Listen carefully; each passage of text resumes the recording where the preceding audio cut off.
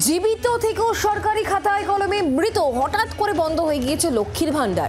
নিজেকে জীবিত প্রমাণে দৌড়ে দৌড়ে ঘুরছেন পূর্ব মেদিনীপুরের কাঁথির রীতা রানী, কিন্তু কোনো সুরাহা হয়নি। চরম অনটনের সংসার কাটছে এখন এই মহিলার।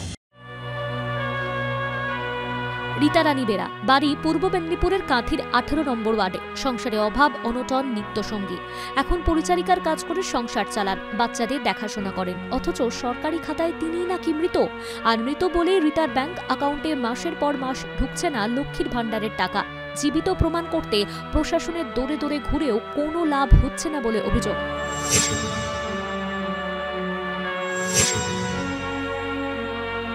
রীতার স্বামী জয়দেব বেরা ছিলেন কাঠের মিস্ত্রি। 1.5 বছর আগে কাজ করার সময় পড়ে গিয়ে কোমর ভেঙে যায় তাঁর। তারপর থেকে তিনি শারীরিকভাবে অক্ষম। পরিচারিকার কাজ করে কোনো মতে সংসার চালান রীতা। লক্ষ্মীর ভান্ডারের টাকা দিয়ে বাচ্চাদের পড়াশোনার খরচ, সংসার খরচ চালাতেন। অভিযোগ, সেটাও গত 6 মাস ধরে বন্ধ। সরকারি নথিতে তাকে মৃত উল্লেখ করে সব সুযোগ সুবিধা বন্ধ করে দেওয়া হয়েছে বলে অভিযোগ। এ নিয়ে একাধিকবার পুরসভা ও সংশ্লিষ্ট দপ্তরে যোগাযোগ করেও কোনো লাভ হয়নি বলে অভিযোগ। আমি ব্যাংকে গেছিলাম টাকা তুলবো বলে, অনেকদিন তুলিনি, 6-7 মাস। তুলতে যখন যাই বলছে তোমার মে মাস থেকে টাকা ঢুকেনি। তারপরে আমি চলে এলাম, এসে লোকের বাড়ি কাজ করে যখন আমি আবার যখন তারপরের দিন পৌরসভা যাই, পৌরসভার অফিসার একটা ম্যাডাম বসছে, দিয়ে তাকে গিয়ে বলা ওর লক্ষ্মী ভান্ডারে কাজ করে। তাকে গিয়ে বললাম, দাদা ভাই আমার এরকম লক্ষ্মী ভান্ডারে টাকা ঢুকেনি, ব্যাংকে গেছিলাম মে মাস থেকে, বলছে দাদা একটু দেখুন তো। দেশে আধার কার্ড নিয়ে যখন চেক করতে গেল, বলছে তোমাকে মৃত বলে ঘোষণা করেছে।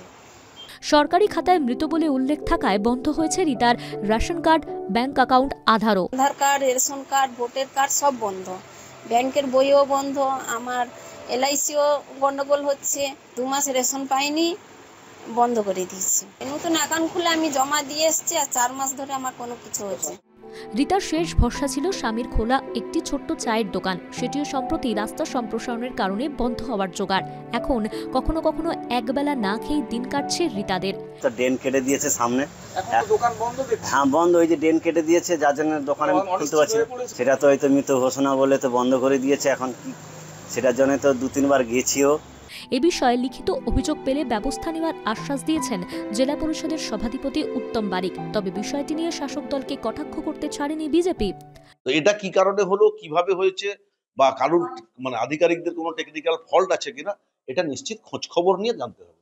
তবে নিশ্চিতভাবে নাম ঠিকানা আপনারা বললে আমরা তদন্ত করে দেখে, যাতে সেই ব্যক্তি যিনি লক্ষ্মী ভান্ডার পেতেন আবার সেই প্রকল্পের সুবিধা ভোগ করতে পারেন, তার 100% সহযোগিতা করব এবং উনি নিশ্চিত পাবেন। ন্যায্য যারা প্রকৃত পাওয়ার যোগ্য তারা পাচ্ছে না। যারা ওই দল করলে সাতকুরমা, যা দেখতে পাচ্ছি তৃণমূল করলে আপনি বয়স না হলে বাড়ি দেখতে পাচ্ছেন যা চলছে সার্বিক, সেও পেয়ে যাচ্ছে। লক্ষ্মীর ভান্ডারের টাকা বন্ধ, এক চিলতে দোকানও বন্ধ হওয়ার জোগাড়। নিজেকে জীবিত প্রমাণ করার লড়াই এখন অস্তিত্বের লড়াই হয়ে দাঁড়িয়েছে রীতার কাছে।